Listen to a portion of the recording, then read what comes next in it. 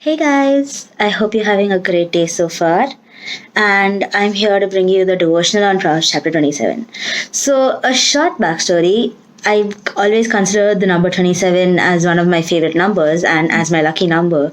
So, when Sylvia asked me to do the devotional on Proverbs chapter 27, it just felt like God was telling me, here's an opportunity for you to reach people, for you to get through, and to help people find clarity in this. So I hope you guys enjoy this, and I'm just going to talk about a few verses that stood out to me when I read this chapter, and I'm going to give you my interpretation on them. So if you guys do have different interpretations, I'd love to hear them. Let's begin. So the very first verse and the second verse both talk about how in regards to ourselves, it talks about boasting and blowing our own horn. So for me, the very first thing I do, so a lot of times I pray to God about something I want to achieve, or something I need, or something I want to accomplish. And then when I eventually get it, when God grants my wish, I forget to thank him. So when it happens or when I accomplish it, the very first thing I do is, wow, I'm so lucky. This is so awesome. But then I forget that there was a God above who mastered this, who, brought this into being, who helped me get to where I am and to achieve whatever I did. And most of the times I forget to thank him first, and then a while would have gone by, and then I'd be like, oh wait, I prayed about this. Let me thank God. And that's something I really need to work on, because I feel like the very first thing you need to do when you achieve something or accomplish something is to give thanks to him. Because without him, you wouldn't have been where you are to accomplish it. You wouldn't have had the resources, and could be a lot of things that could have gone wrong, but none of that happened, and you accomplished it. So the very first thing you're supposed to do is thank God. And then the next thing I want to talk about is that how you treat your friends, and that's what the next few verses in this Proverbs chapter talks about, how you treat your friends and how you tell them about God. Because so reading this, I've always had a lot of questions about how to reach the non-believers and my friends about Jesus, or how to minister to them.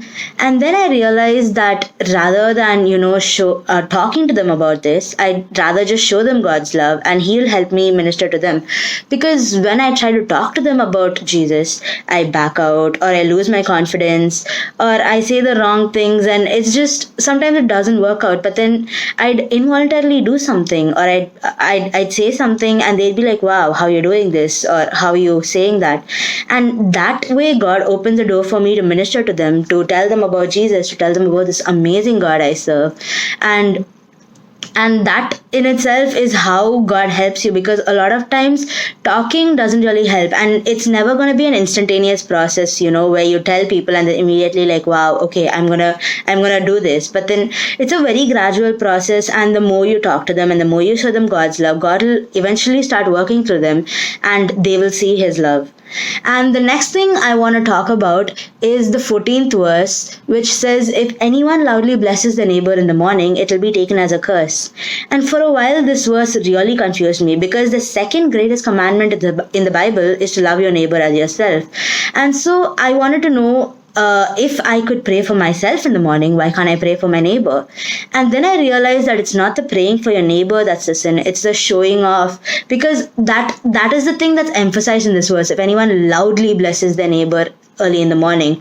So the showing of praying for your neighbor in itself is not wrong. It's actually one of the greatest things you could do. So praying for your friends and your neighbors is okay, it's completely fine. But then don't the Bible is basically just trying to tell us, don't show off. Prayer is something that's private between you and God. There's no need for other people to hear it, and there's no need for you to show off and tell them, wow, look, I'm praying for you. That's not necessary.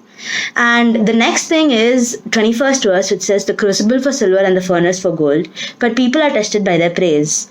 So when I read this verse, what I remember is the story from Acts, where the people all praise Herod, and he doesn't give glory to God, and we all know how that turns out. So when something happens and people praise you for it, we always try to revert that glory to God, because without him, we wouldn't have accomplished it. And a lot of the times when people praise me, I'm like, yeah, I do try to give glory to God. I try a lot, but then it's also hard not to let it get to your head. It's hard to not feel like, wow, this happened. This is so amazing. I'm so happy with myself. And that's okay to feel. But then at one point, if you let it go to your head too much, then you'll eventually stop giving glory to God, and that should not happen. And the last few verses talk about, so the 23rd verse says, be sure you know the condition of your flocks and give careful attention to your herds.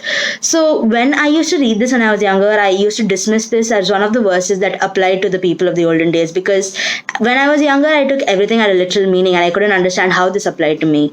But then now that I read it back again, I see that it's God telling you, whoever you meet, whoever you encounter, try to help them, try to show them God's love.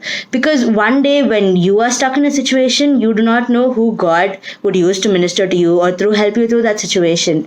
And the same could be said. So God might be using you to minister through somebody or to bring them to Him. And when you walk away from that situation or you refuse to help, that's basically turning your back on God and on the person. So it doesn't matter if they're your close friend, it doesn't matter if they're just an acquaintance or a stranger. It's always a good thing to show God's love. And those are the verses I wanted to talk to you about today. I hope this helped you find a little clarity on this chapter. If you guys have different interpretations about this, I would love to know it. I hope you have a blessed day, and bye.